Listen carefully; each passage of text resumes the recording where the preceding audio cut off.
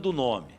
Agora são 8h12 e começou ontem a 8ª edição da Semana de Inovação 2022, organizado pela Escola Nacional de Administração Pública, pelo Tribunal de Contas da União, a Faculdade Latino-Americana de Ciências Sociais e Ministério da Economia. O maior evento de inovação pública da América Latina reúne especialistas nacionais e internacionais de forma híbrida para troca de experiências como atividades, palestras, oficinas, mesas redondas, cursos, sessões também e outras atrações. Para trazer mais detalhes sobre esse assunto, falar também sobre um sistema de gestão para a equidade racial que vai ser apresentado durante esse evento, nós vamos conversar a partir de agora com a analista de articulação e disseminação de conhecimento do Instituto Unibanco, a Ivanilda Amado Cardoso. Ivanilda, um bom dia, seja bem-vinda aqui ao Sinal Aberto.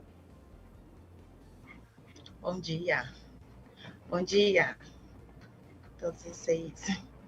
Ivanilda, antes da gente detalhar aqui um pouco mais sobre esse sistema de gestão para a equidade racial, eu queria que você falasse um pouquinho para a gente, né, como vai ser também a participação do Instituto Unibanco dentro desse evento, né, de inovação 2022.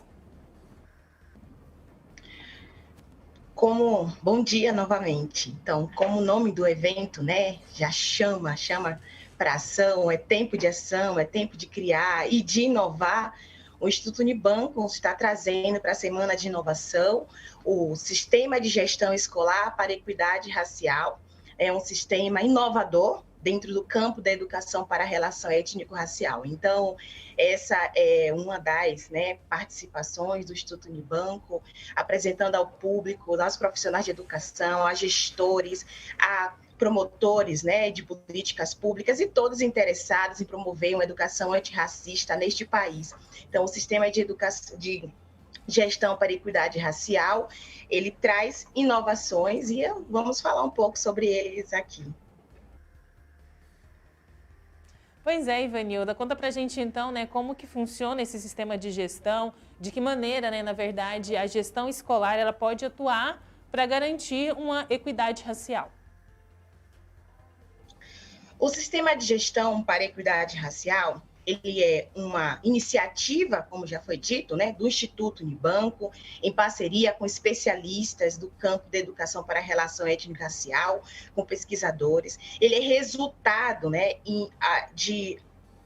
do investimento do Instituto Unibanco, a partir de dois editais que fortaleceu, que implementou ações em 20 escolas do estado no Brasil, e a partir desses editais, numa relação tripartite entre o Instituto Unibanco, a Universidade Federal de São Carlos e o Fundo Baobá, desenvolvemos ações nas escolas. A partir dessas ações, foram sistematizadas práticas pedagógicas, ou seja, o sistema ele tem base, ele tem a sua construção está ancorada em evidências, em experiências exitosas das escolas no Brasil. Então, a partir da sistematização das práticas pedagógicas, que foram resultados dos dois editais implementados pelo Instituto Unibanco em 2015,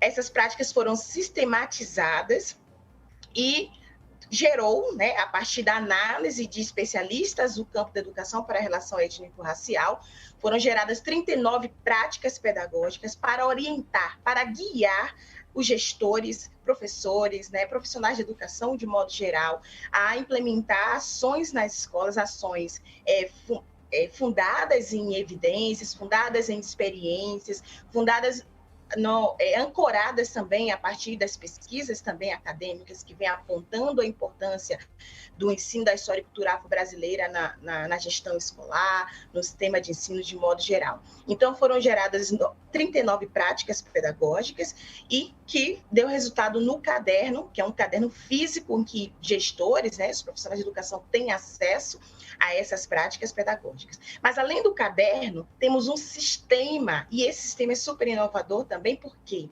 ele possibilita que gestores avaliem a sua própria escola, façam uma autoavaliação de como é que está acontecendo o ensino da história e cultura afro-brasileira e africana, quais são as lacunas, quais são os desafios, e esse sistema, ele ele possibilita que a escola faça uma autoavaliação, ou seja, ela olhe para dentro da sua própria realidade e entenda a sua realidade a partir dos marcos legais para a educação da relação étnico-racial.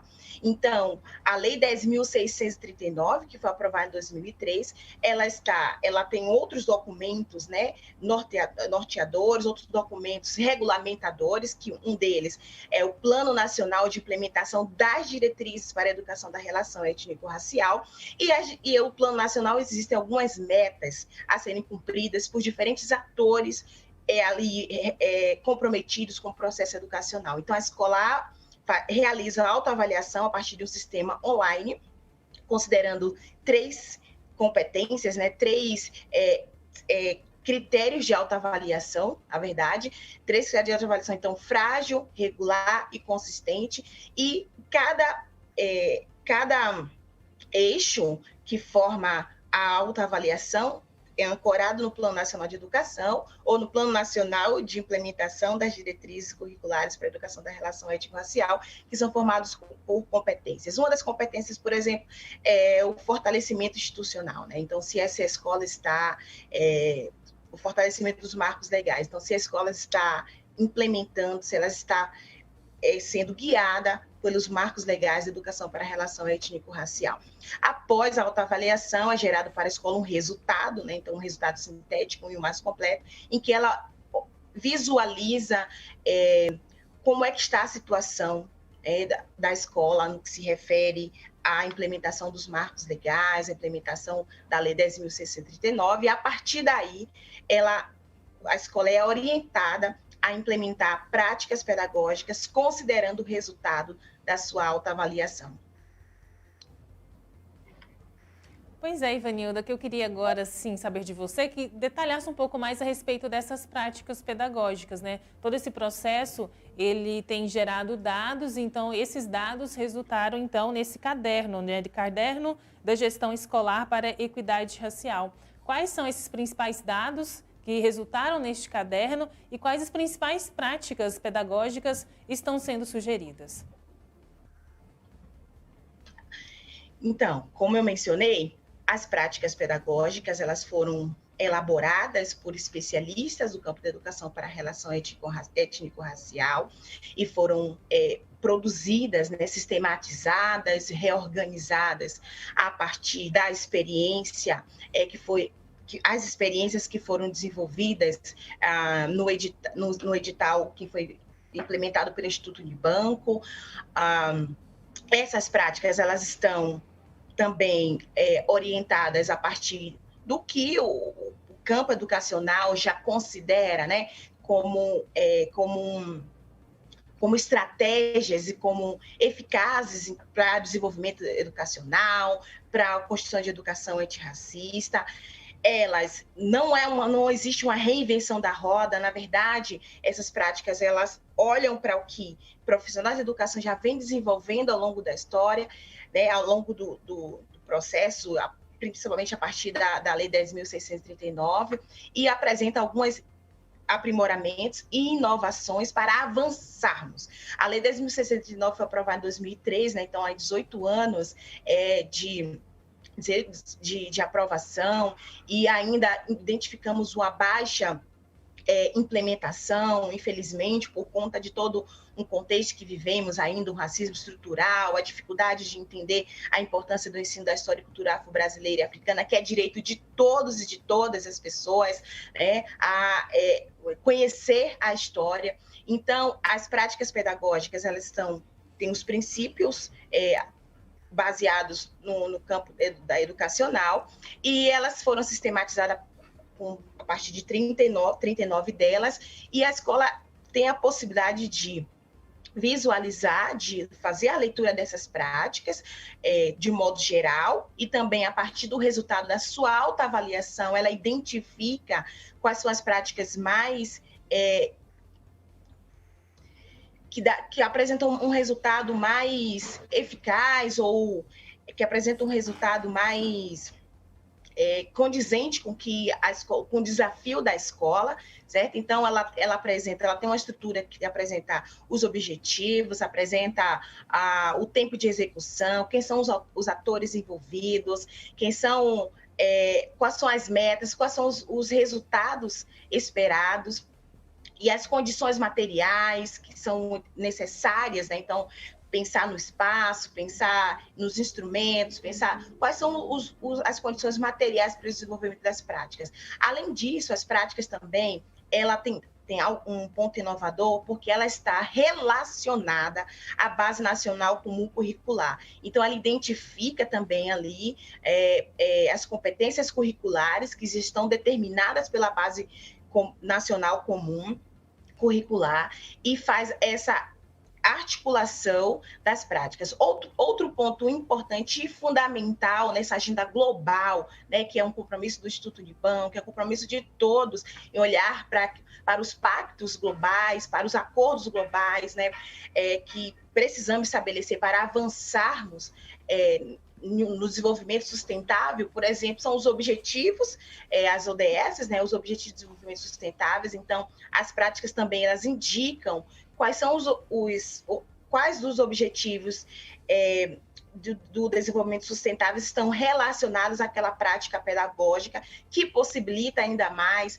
o profissional da educação relacionar as suas ações de modo a cumprir, né, com os nossos compromissos também estabelecidos pela legislação nacional e pelos acordos globais, assim como outras, inclusive, já que eu falei dos acordos globais, dos pactos que o Brasil é signatário, é importante mencionar Durban, né, que foi uma conferência em 2001, em que estabeleceu uma série de metas, uma série de compromissos com o Brasil, e o Brasil é signatário desses compromissos, e Durban foi um momento importante, porque o Brasil, uma conferência importante, porque o Brasil se comprometeu, inclusive, além de outras questões, a combater o racismo, a avançar na qualidade, a pensar a educação com qualidade na perspectiva da educação para a relação étnico-racial e de combate ao racismo.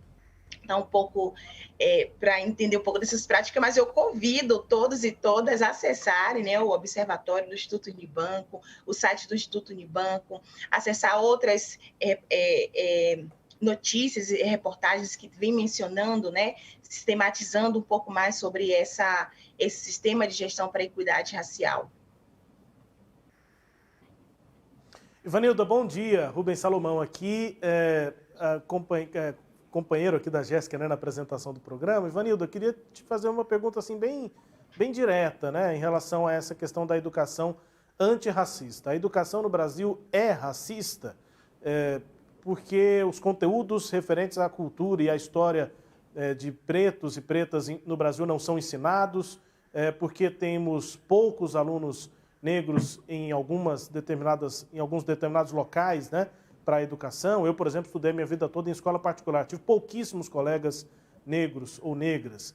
Isso significa, isso mostra que a educação em parte também é racista? Por que a gente consegue entender isso? O que a gente consegue entender sobre a educação no país e como trabalhar, então, é o que você tem dito, né, para a educação antirracista? Mas primeiro, o que mostra o racismo estrutural na educação? A educação é racista. Ela reproduz e produz o racismo, porque vivemos em um país racista. O Brasil é racista. E a escola, enquanto uma instituição não deslocada, né, do contexto, ela não é uma instituição isenta de todas as complexidades sociais que nós vivemos, ela também, infelizmente, produz e reproduz o racismo. A escola ela é entendida e defendida, e deveria ser um espaço de transformação social. Um espaço em que olhamos para o contexto e encontramos e buscamos superar os desafios, né, as adversidades, as atrocidades, enfim. A escola é essa instituição que vive essa dicotomia, né?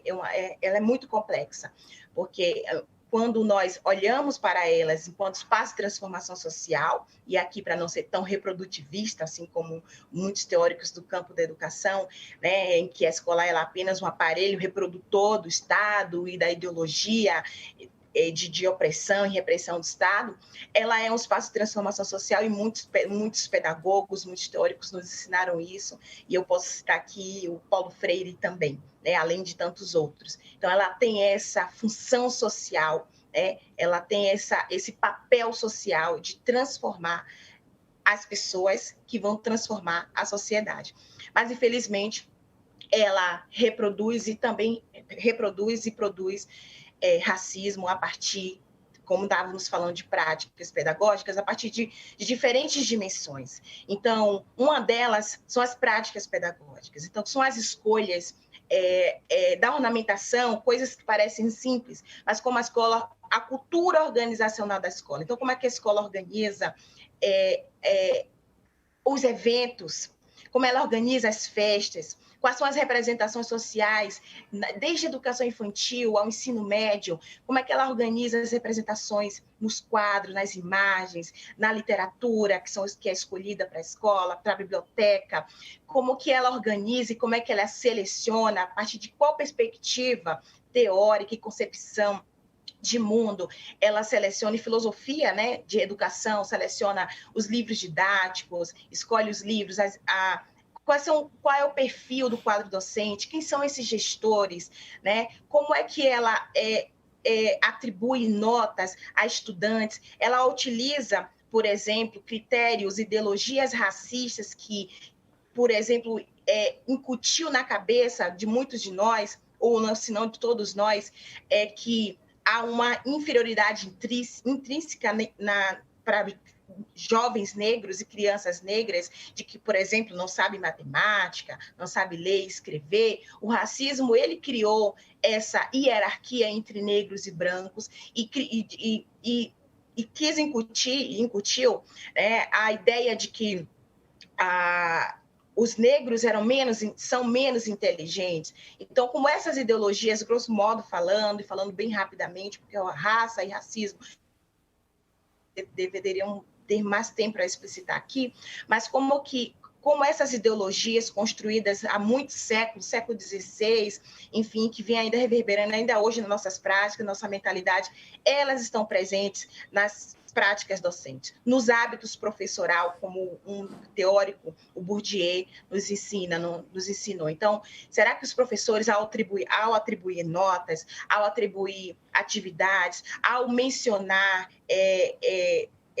trazer representações de valores para dentro da escola, ela hierarquiza essas representações, ela hierarquiza a matemática do afeto, como a Eliane Cavaleiro, o Marcelo Paixão também vem nos ensinando, né? Quais são as crianças que são mais, que têm o afeto, e aí principalmente pensando na educação infantil, das professoras, dos professores. Então, as práticas pedagógicas, o cotidiano escolar, ele mostra muito, e muitas pesquisas acadêmicas, todas o que eu estou trazendo é com base em resultados de muitas pesquisas, temos muitas décadas de estudos sobre relações raciais no Brasil e na educação, que vem demonstrando que a escola é reprodutora do racismo, embora tenhamos avançado muito, principalmente a partir da Lei 10.639, que é um marco legal fundamental no campo da educação e da educação brasileira, porque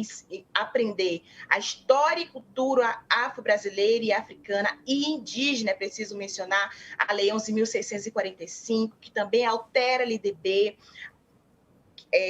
a Lei 11.645 foi aprovada em 2008, também nesse mesmo contexto, né, de olhar para a história e cultura indígena, a importância de também entendermos e aprendermos a cultura indígena. Então, as leis 10.639 de 2003 e 11.645, que altera a Carta Magna da Educação, que é a LDB, que é o nosso documento, né, nosso marco orientador da educação nacional, ela traz como direito de todas as pessoas entenderem, aprenderem a história afro-brasileira e indígena, porque isso foi negado ao longo da história, né? Isso foi negado na nossa história educacional.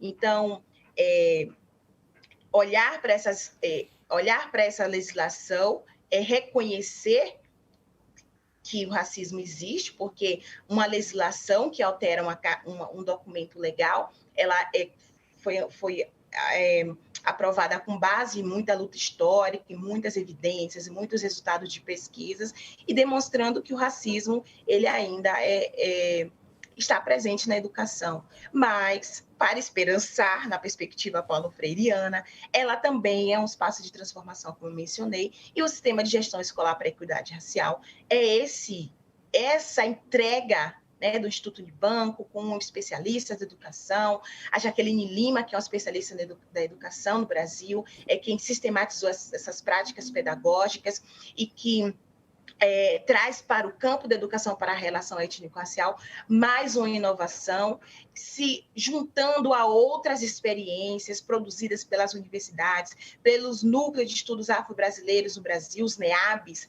né, e outros grupos acadêmicos presentes nas diferentes universidades federais e estaduais, que têm apontado avanços, que têm apontado metodologias muito potentes para construirmos uma educação antirracista no Brasil.